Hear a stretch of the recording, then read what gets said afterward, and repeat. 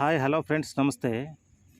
Dharmasthala trip ಹೋಗೋ ಅಂದ್ಕೊಂಡಿರೋರಿಗೆ ಕಡಿಮೆ ವೆಚ್ಚದಲ್ಲಿ ನೋಡ್ತಾ ಇದ್ದೀರಾ. ನಾನೊಂದು ಮಾಹಿತಿ ಕೊಡ್ತೀನಿ, ದಯವಿಟ್ಟು ವಿಡಿಯೋನ ಸ್ಕಿಪ್ ಮಾಡ್ದಲ್ಲೇ ನೋಡಿ. ಆದಷ್ಟು ಜನಕ್ಕೆ ಶೇರ್ ಮಾಡಿ, ಸಬ್ಸ್ಕ್ರೈಬ್ ಮಾಡಿ, ಬೆಲ್ಲೈಕನ್ ಒತ್ತಿ ಅಂತ ಹೇಳ್ತಾ ಈ ವಿಡಿಯೋ ಮಾಡ್ತಾಯಿದ್ದೀನಿ.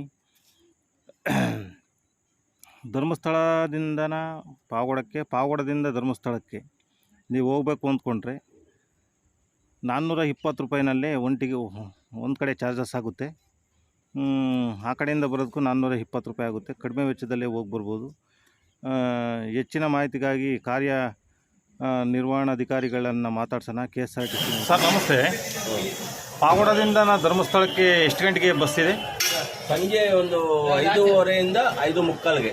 5:30ಯಿಂದ ಬಂದು 5:45 ಬಿಡುತ್ತೆ ಸರ್. 5:30ಯಿಂದ 5:45 ಒಳಗೆ ಪಾವಗಡ ಬಿಡುತ್ತೆ.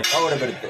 ಅಲ್ಲಿ ಧರ್ಮಸ್ಥಳಕ್ಕೆ ಎಷ್ಟೊತ್ತಿಗೆ ಹೋಗುತ್ತೆ? ಅಲ್ಲಿ ಬೆಳಗಿನ ಜಾವ 4 ಗಂಟೆ 3:30 ಎಲ್ಲ ರೀಚ್ ಆಗುತ್ತೆ. ಬೆಳಗಿನ ಜಾವ 4 ಗಂಟೆಗೆ 3:30-4 ಗಂಟೆಗೆ ರೀಚ್ ಆಗುತ್ತೆ. 3:30ಯಿಂದ 4 ಗಂಟೆಗೆ ರೀಚ್ ಆಗುತ್ತೆ. ಮತ್ತೆ ಅಲ್ಲಿಂದ ಬಿಡೋದು ಎಷ್ಟೊತ್ತಿಗೆ? 9:00ವರೆಗೆ. ನೈಟ್ 9:00ವರೆಗೆ ಧರ್ಮಸ್ಥಳ ಬಿಡುದು. ಇಲ್ಲಿಗೆ ಎಷ್ಟೊತ್ತಿಗೆ ಬರುತ್ತೆ? ಇಲ್ಲಿಗೆ ಬರೋದು ಬೆಳಿಗ್ಗೆ 6 ಗಂಟೆಗೆ ಬರುತ್ತೆ.